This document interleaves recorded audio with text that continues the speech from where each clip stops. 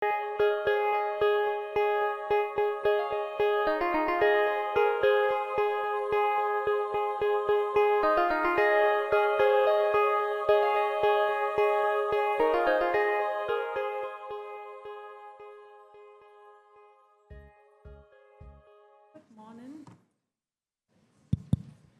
morning, La. Thank you so much for being here, and it's so heartening to see a whole group of young people. This session is with Pooja Nansi from the Lion City. So to set the scene for our young, why Lion City? Because I guess singer in Singapore's national language means lion, and dragon tails needs no explanation, right? So, okay, we have 30 minutes, and after that wonderful session with Navtej about history and the importance of history, I'm reminded that in the early years of Mountain Echoes, the first two poets who came from Singapore, Robert Yeo and Edwin Thambu, who were poets, they wrote about the history of the formation of a nation. They wrote about colonialism in Singapore, and those were their big themes in their writing. And I'm looking at now Pooja, who's from a slightly different generation. What is the trend in poetry in Singapore these days? What are the contemporary stories like? Firstly, good morning. Thank you for having me. It's such an honor to be in Bhutan. And young people in the audience is always my favorite thing. I love talking to young people and getting to know what they're reading and writing and thinking about. I would say I've talked to a few people at the festival, and everybody says poetry doesn't sell, which it probably doesn't. So I don't know why we decide to become poets, because you're never going to make any money. But Singapore has an inordinate number of poets. Every second writer in Singapore is a poet.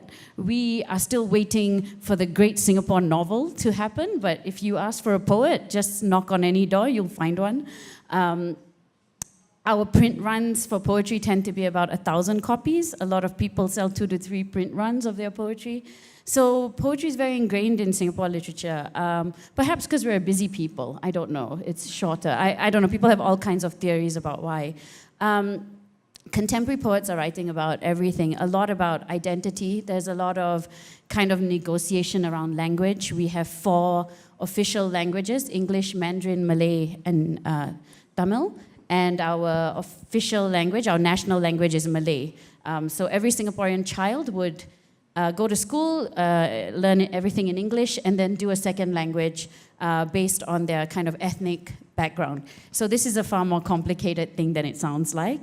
But a lot of us are negotiating with language, identity. What does it really mean to be Singaporean? We're a young nation, only 50 odd years old in our independence. So I think young Singaporeans are really writing about I think this generation of poets is really trying to grapple with what it means to be Singaporean in a multitude of different ways. That's really interesting because, you are multiracial with 4 main languages. In Bhutan, too, we have many languages.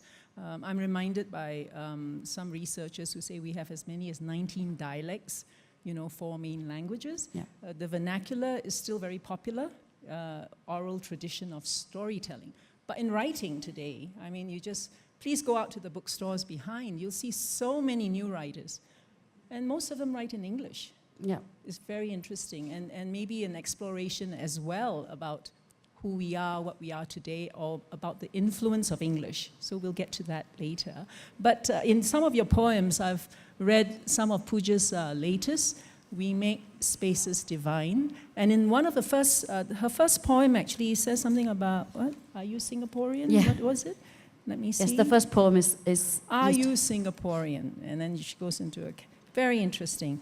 Your poems also explore a lot about ethnicity, and you actually mentioned something about hyphenated people. Yeah. I'd like you to explain a bit about what you mean by that. Yeah, hyphenated people, it's very interesting because in Singapore, a lot of times people will ask, So the first poem in my book is called Are You Singaporean? And it's an imagined conversation between me and a taxi driver. Because it's always taxi drivers who want to know things about you in Singapore. So every time I get into a cab, they're like, oh, are you Singaporean? And then you go, yes. Then the follow-up question is, are you born here? And then you go, yes. Then they ask, are your parents born here? And then, so this is the first poem, which is long, so I won't read it, was me kind of wondering, like, well, if you really want an explanation of who I am, like, I can get into the specifics till it becomes almost absurd. In an attempt to explain my identity. And I think the line that you're referring to is where I say maybe I am Indian Singaporean or Singaporean Indian, and I don't really know, it doesn't really matter because hyphenated people are always defined by the less dominant category. So yeah, I think it's just all of those negotiations, you know.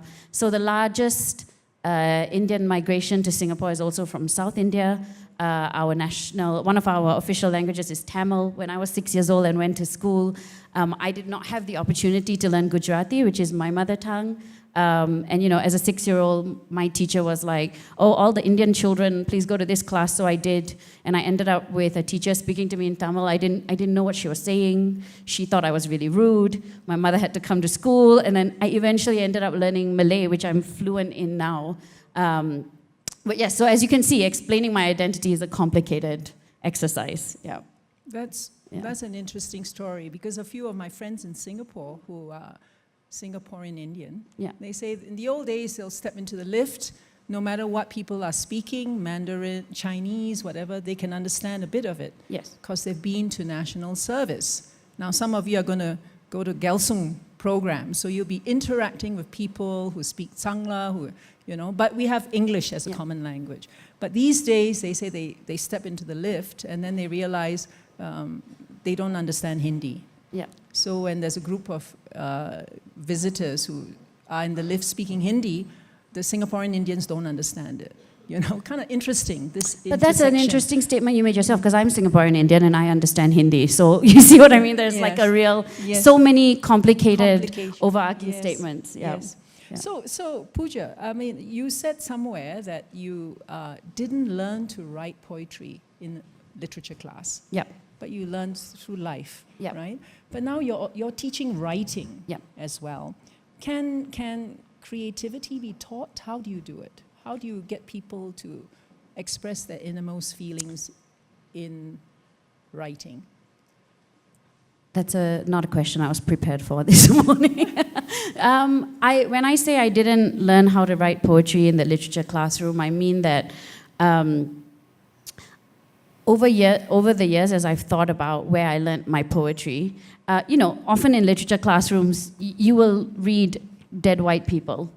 All of the poetry that I was reading in anthologies was like Robert Frost, Sylvia Plath, and all of them wonderful poets, don't get me wrong, but as a result of that, I often felt like there were some things that were specific to me, my cultural upbringing, my language, that I could not put into my poetry because I was under the impression that poetry had to sound like that. It's only later on that I realized, actually, I've learnt my poetry through like the old Bollywood songs that my father would play, because many of those songs are written by Urdu poets. I learnt my poetry through like Gujarati folk songs, which are poetry, you know, sung. So all of my poetic traditions are very bodily, very performative. And once I grasped that, suddenly a lot of things opened up and freed up for me with what I could do with my voice on the page. So I had to unlearn kind of neoclassical teachings, I think. Yeah. Wonderful. So maybe now's a good time for us to ask Pooja to share with us one of her poems. Yeah. I thought long and hard about what I should share, but I think I was... this has been kind of my soundtrack while I've been in Bhutan and walking. And I also really wanted to give thanks to a voice that has been so freeing and grounding for me. So I know some of you must know of the late, great Nusrat Fateh Ali Khan, the Sufi Kawal. And so I wrote a poem Sort of a love poem for his voice and what it's done for mine. So this one is called Poem for Nusrat Fateh Ali Khan, Ending in a Beginning, page 27, if you want to follow here. So, Poem for Nusrat Fateh Ali Khan, Ending in a Beginning. Yours is the music of quiet 4 a.m., of solitary afternoons that seem unending. Yours the music of desire, the exhale of the Urdu word for want, like the sound of a lung first learning breath. Yours the shape of my father's mouth, turning into song. Yours the voice of sandpaper and husk, like the call for God coming out of a garbage truck throat. Yours the voice of surrender, surrender, surrender to the longing of the living, to all bottomless need to be filled, to find another, to be whole. Yours the poet's knowledge of how to moan a word. Yours the low humming of all the world's restless stirring. Yours the yearning, the always and forever yearning. Yours the trembling lips of a muted string, waiting to burst into passion. Yours the hunger of a fakir who has forsaken begging to shout from the rooftops. Yours the sweet wine of grief, the unbridled intoxication which you deliver like a lover's return. Yours the lust. Yours the notes that land like a hand tapping on the tight drum skin of my heart, then the strum of the harmonica which struggles to keep up with your voice, soaring into the sky. Yours the utterance of devotion, yours the prophet's chant, yours the treacherous winding road harmony, yours the fevered ecstasy, yours a wild animal wail from before words, the sound of the soul freed from the rib cage from some ancient deep forgotten history, yours every exuberant end, and yours every troubled beginning. Oh, okay. Let's have one more to get into the mood of this. I don't know how naughty I can be, so I'll just be conservative. You can be middle path. Yeah, I don't do middle path. I do really well behaved or all out. So we'll just be well behaved. I think I'll read a poem for my dad. So my father was born and brought up in Bombay, as it was known then, and came to Singapore when I was a year and a half old. I think he must have been 28. And often when my father has 3 glasses exactly of the good whiskey, he will start singing and telling me stories about what it was like growing up in Bombay and walking those streets. And I've gone to Bombay many times as a child and continue to do so because my grandparents were there. But as we know, it is such a booming metropolis and an ever-changing city that I always wanted to see Bombay through my father's young man's eyes. So this is a poem called Tell Me the Story. There's so many Bombays I do not know, will not know, would die to know, but could never know, even if I time traveled, whiskey marveled, mused unsettled, left untitled, even if I puzzled over, battled with every punctuation pause in every family story and said, no, wait, no, hold on. What happened before that? And then where did they walk to? How fast did they walk? What year was this? How high in the sky was the sun beating down? Or did monsoon soak their conversations? And who heard them? And how did you find out? Are there any photos, any telegrams? And could we call Raman Masi and find out if she remembers her name? All right, fine. What color was her dress? And what did she have for breakfast? I know they fell in love that day, but was it on a stomach filled with toast and eggs? And no, I do not know the Cathedral of the Holy Name. Oh, was it the church we passed in Colaba, but did it look the same when they stood in front of it? What year did you say it was in that record store in Kala Goda where we went childhoods ago to buy cassette tapes, playing those Mohammed Rafi songs, those sad longing songs, so much sad longing I thought it would flood the streets that you walked when you were 18 and you are now 63 and the record store is closed, but we can still go to the Cathedral of the Holy Name. I don't know the bends on the streets, and where is this Bombay of my father's young man's dreams? How many right turns before I get there? No, wait, no, hold on. What happens next? Yeah. Thank you. What happens next? Yeah. I want to come back to what you said just before you started sharing with us your poems. You said when you grew up, you actually read a lot of writings by dead white poets. Yeah. Okay, I'm coming to the language Yeah. issue. And it's kind of interesting because English now permeates our daily lives. We read in English, we are also starting to write in English. And for Bhutanese though, the oral tradition of storytelling and poetry, the Lose, is still alive, but it's alive in the more rural communities.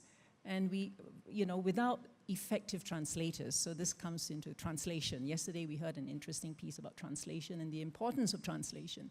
But we have yet the ability to capture the beauty of some of our traditional poems to make it understandable to those of us who are, not schooled, in some of the vernacular languages, are not familiar. How has English actually influenced the thinking of and writing of most people in Singapore, for example?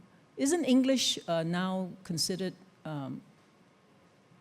well, we have a national language, you have a national language, Malay, but it's used more in ceremonial occasions. That's right. English is more the instinctive language to go to, isn't it? Yes. Yes. How has that influenced the way we think about things? Well, I think to carry on from the ambassador's wonderful talk, we can all give a big thank you to colonialism for our our English speaking. But yes, English is like basically lingua franca in Singapore. The festival itself, though, is very mindful to program in all of our 4 languages. And we do try very hard to ensure that writers from the 4 languages are speaking to each other, which means that translation is a deep need. And I think a kind of acceptance that, translation doesn't have to be perfect. It is just about understanding each other across. The thing that also connects us as Singaporeans is Singlish, which is, it's a little, like people like to say it, like there's a lot of tension. We used to have this campaign called the Speak Good English movement, trying to rub Singlish out of Singaporeans' tongues. But quite honestly, when I'm traveling overseas, like Singlish is if I hear Singlish down the street, like I know, oh, that's, okay, let's follow those people. They know where the good laksa is. But honestly, Singlish is a very complex pidgin language, which absorbs things from like the Hokkien dialect, from Malay, some Tamil words, and it has its own kind of grammar. You can't mess around that grammar, or like you'll out yourself, as not being able to speak Singlish. So actually I've been arguing that that's our overarching language, but I don't think official narratives have caught up with that yet. But yes, so it's complicated in Singapore because we try very hard to preserve each language group and each specific culture while also trying to speak to a very specific overarching Singaporean culture. So I think a Singaporean Chinese person would tell you culturally they're very different from someone in China. You know what I mean? And even the way they speak Mandarin. Yeah. So it's very interesting. Thanks to colonialism, again, we have a whole new area for study, Singlish.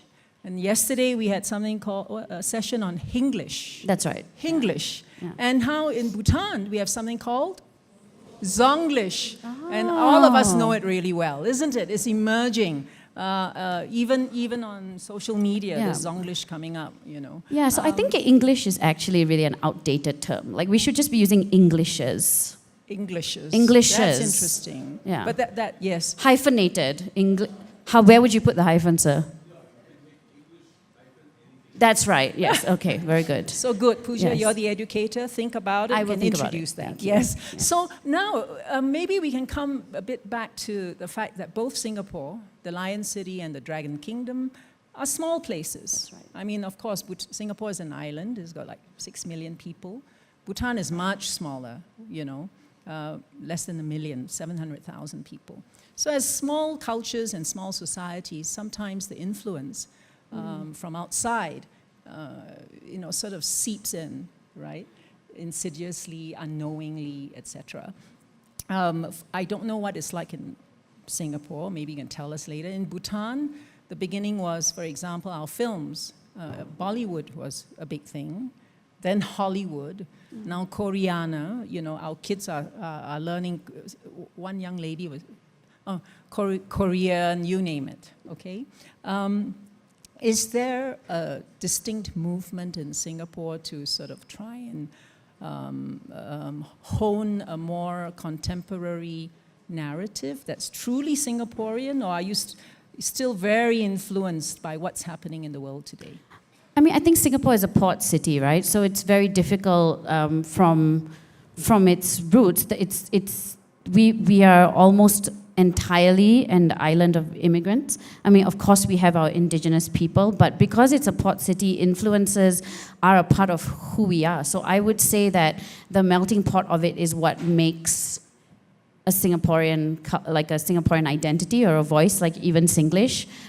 It's all of those different things kind of mixed up in a very specific way. We have 10 minutes. I'm a very responsible speaker. Thank you. But I think the continuous, like as I said earlier, it's just a continuous negotiation with time passing, just languages changing. I think with the use of social media, people are speaking differently, people are writing differently. And as with any culture, like Singapore is negotiating with what that looks like for us. Yeah. So Singapore now, when people look at Singapore, it's better known for its economic success than for, its culture. Great culture. I mean, it's great. Yeah. When you go to Singapore, they have these cultural shows. Again, they feature the 4 cultures. Yep.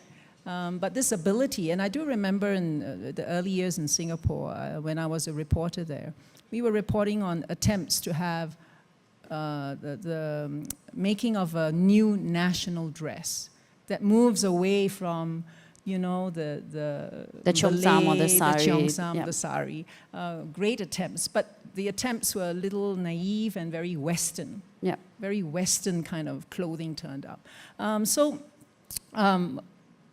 Singapore is less known for arts, culture, literature, but what is the government or the private sector, the booming private sector, or even the community doing to inject life into the cultural narratives, into arts and literature there? I mean, I will say that there is a strong effort on the part of the government to promote arts and culture. So artists are actually really well funded in Singapore. I would say better funded than in most places. We have these like big keynote events like the Writers' Festival, the Singapore International Festival of the Arts. So there is a lot of government support for arts and culture, which brings with it its own complexities. And of course, like there is an increasing kind of understanding with artists and arts groups that we can't solely rely on government funding. We also like have to make relationships with the private sector in order for things to be sustainable. So that's a continuous negotiation as well. But I think having worked in the arts in Singapore, like I can confidently tell you there is massive support for arts and culture in Singapore. That's wonderful. And here in Bhutan, I think we have a lot of appreciation for the Indo-Bhutan Friendship Association and the people who continue to support initiatives like this. So critical to triggering creativity, and writing and the arts that otherwise, I mean, we do have a lot of emphasis in Bhutan under the gross national happiness vision. Yeah. Culture is a big pillar. But the culture there has been interpreted more as the preservation of very important living monuments, very important institutions, traditional dance tradition. So we have a lot of emphasis on also conserving tradition, but the evolution to evolve and to move ahead into contemporary times, that is a little more challenging here. Yeah. Yeah. So here, when we talk about festivals, I mean, you talk about some of the challenges of festivals. Bhutanese nowadays are also participating in a lot more international sort of like film festivals, and then we are getting excited about looking at literary awards, etc. And what's interesting is, I was reading recently, for example, Pao, one of our young new directors has made a really good film, Monk and the Gun, right, on democratic change in Bhutan, and Lunana, and that's done really well. But at the same time, we have another filmmaker who is also a teacher, a Dharma teacher, who's made a good film called The Pig at the Crossing, and it's about the bardo, life, what happens after you pass into the beyond.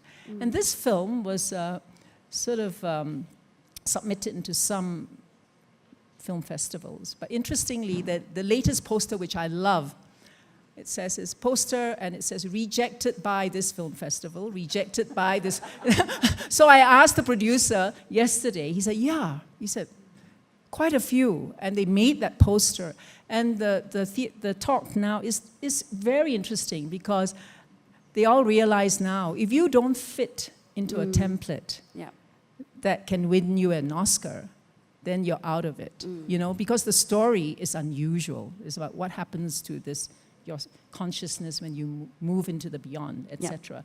When you have literary and arts festivals, should Bhutan be focusing on like a template, or should we really, because yesterday the patron talked about Bhutan Echoes going international, right? When we go international, should we focus on telling our own stories, or should we focus on trying to fit into a template? Yeah, I hesitate to speak for Bhutan. I would never do that. But I think, I will say that my first impression when I came to Bhutan Echoes was, this is a phenomenal festival, and it really ought to just grow to huge heights because it has so much going for it already. I can only kind of maybe speak to my experience of running the Singapore Writers Festival, because it is quite international facing. So in terms of our programming, we ensure that at least sort of 70% of our writers are Singaporean, and then the remaining, 70, and then 30% are international writers. So there is quite a controlled and intentional focus on Singaporean voices, meeting these international voices, and the spotlight being also on Singaporean voices and us not losing that. As a festival director, it was very important for me that when guests came to the festival, they really got a sense of what Singapore was. Because a lot of people come to Singapore and they're like, oh, no chewing gum. And we're like, we're so much more than that. Or, oh, it's so clean, it's so efficient. And yes, it is, but there's also so much about Singapore that's very messy and very interesting. And I deeply love my city, and I really want people who come to it to leave knowing the more human side of it, So I think so much depends on, like, a literary festival can play that role as a cultural ambassador, in a sense, almost, to really showcase very organically and authentically what a place means. For example, I don't know how many of you made it to the open mic last night at Urban Dumra, but thank you. I was there, and can I just say, in Bhutan, the kids are all right. They're doing well. We had such a good time, and it was such a beautiful evening because it was so free. People were singing, people were dancing. Someone was, giving us the lowdown on all the Bhutanese beer. And I felt like I really got to see a side of Bhutan I otherwise would never see if I just came as a tourist, for example. So I feel like literary festivals, yes, they're about books and stories and writers and all of that, but they actually play such a huge role in showing the world what a city is, and what it's thinking about, what ideas it holds, what its interests are going into the future. Yeah. Thank you. I suppose that's what our patron mentioned when she said, we connect, we form new friendships, we learn about new cultures, and grow to understand each other more. How many minutes do we have? We have maybe 3, I think, 3. Just now. Okay. So if you have a few minutes left, I'd like to open up to questions. Anyone has anything to? There's a lady, there's a young lady there? In the middle? Another one? Let's have two questions at the same time and Pooja can answer both, no? Anyone else? Yes? So, good. Two women. One there and one here. Let's take both questions first before we answer. Yes? So my question is simple but important. So what inspires you the most to write those beautiful poems? What inspires me Yeah. most? Your question is a really difficult one. I think I'm inspired, honestly, just by things around me. So I know yesterday I was listening to Shobade's session, and she was saying that you can't be a writer unless you show up every day and write. And like I love Shoba. She's an icon. But like I do not show up every day at my computer. And when I teach creative writing, I also tell my students that the typing is just a part of the writing, right? You can't show up to your computer if you are not living life. So a big part of writing is living your life. It's going out there. It's keeping an ear open to the things that move you, to the things that concern you, to the things that scare you. And then negotiating with that in the writing. I mean, that's what I do. Like for me, my poems are a negotiation space where I can just go in and find out what I'm thinking about things or address things on the page or on the stage. So yes, showing up at the computer is important, but I think living your life with alertness and depth is also very important, yeah. What school are you from? Could you? Yeah, what school are you from and how old are you, sorry? Are you from Motitown? Just shout it. 14? Okay, thank you. Fourth year.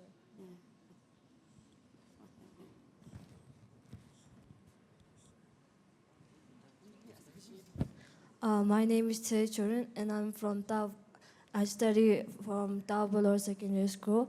And my question is, how did you feel while writing those amazing poems, which you poured out your soul and heart in it?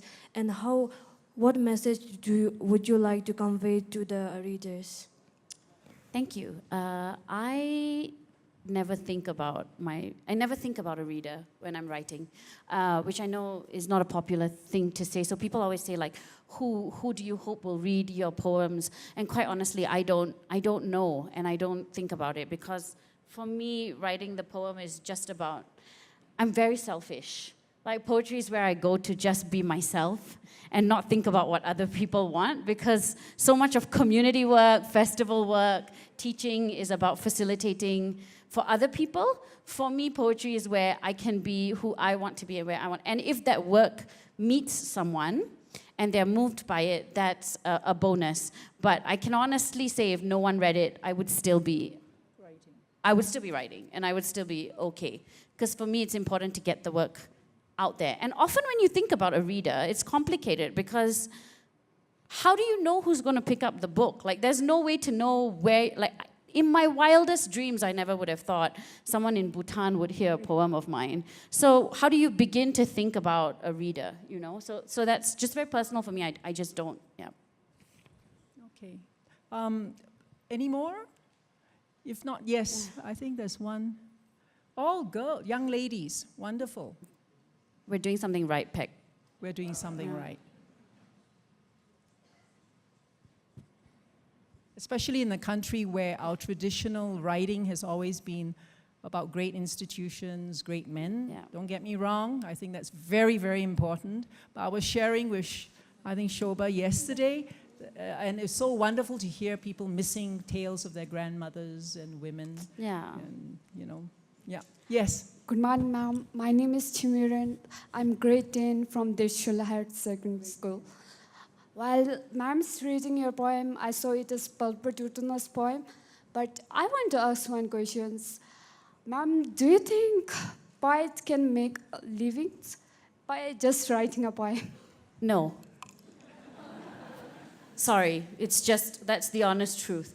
I think it's like we live in a capitalist world, right? Let's just accept that.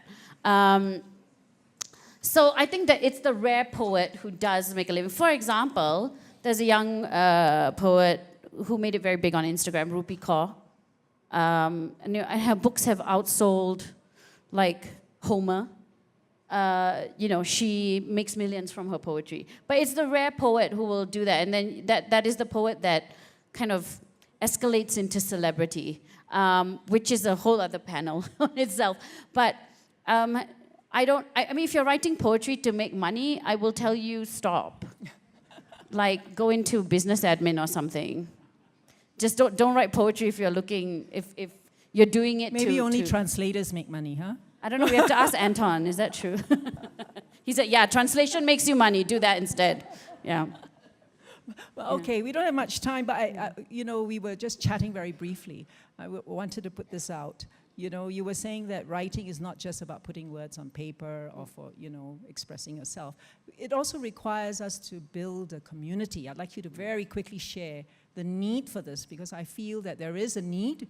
In the early days, Kunzang Choden and I were like tiny community. Then she moved to Bumtang, and then now I know there's a small community that pops up at the public library, but no real organized community. What do you do? And why do you say it's important? I think community is important for everyone. It's a basic human need to have people who understand what you're trying to achieve, what you're trying to do. I'll speak very quickly because I saw the session oversign. But I think when we were talking earlier, I was telling you what I'm very passionate about is having young people come to literary festivals. And so this audience is amazing, by the way. You should all thank your teachers for bringing you here. And I hope you weren't forced. But when I don't know how many of you were, but you're here now, so learn something. When I took over the festival, we realized people between 13 to 18 were not showing up. And oftentimes people, and over 5 years, we grew youth attendance by 80%. Because we introduced a youth fringe. And people often ask, like, how do you bring young people to literary festivals? Because literary festivals have an aging trend globally. Like, the very simple answer for me is to program for young people. But it's not that simple. You cannot assume to know what young people want. We are not young anymore. So the first thing I told my programs team was, let's not decide what young people want to read. We actually asked young people, what are you reading? What are you writing? How are you reading? Where are you reading? And how and where are you writing? And some of the answers we got stumped us. Like, I had no idea what Wattpad is or fan fiction was, but that's where young people are writing. And once we started programming the things that they were interested in, they came in droves. So we actually have youth curators, aged between 13 and 18, who program for their peers. So our youth fringe is programmed by youth. So all I want to say is that when you form community, for me anyway, always ask the young people, because they are the future. They are going to inherit this. I'm always curious to know what troubles them, what excites them, so that in 10 years when they become leaders, they've already had that experience with community work, community organizing, and then it ensures kind of a sustainable, system and community that's moving the city forward. Yeah. Thank you. Thank you so much, Pooja. Thank you so much. Thank you. To you and to all our storytellers, may you all continue to evolve, evoke, and to enlighten. Yeah. Thank you very much. And thank you so much for having me. It's been an absolute honor, and to Her Majesty in absentia as well for being here. Thank you.